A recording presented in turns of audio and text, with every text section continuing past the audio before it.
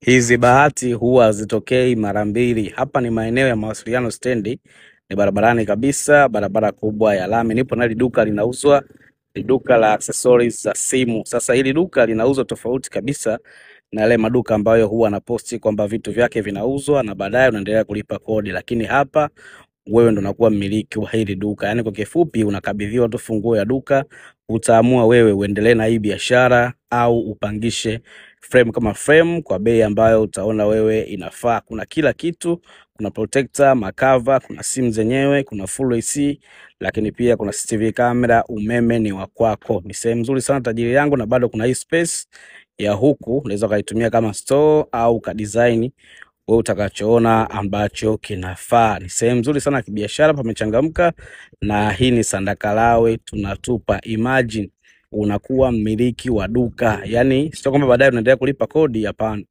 Unachukua funguo, wewe ndio utaamua sasa uendelee kuuza hii biashara ambayo inaendelea au upangishe frame kama frame. Inauzwa bei ya Tanzania shilingi milioni 10. Tajiri yangu, karibu sana tukague mezani, tukae tumalize hii biashara. Hizi bahati huwa zitokei mara mbili. Hivyo ukiona kama una idea ya hii biashara au unatamani lakini hujui utaanzia wapi, basi solution ni hii hapa.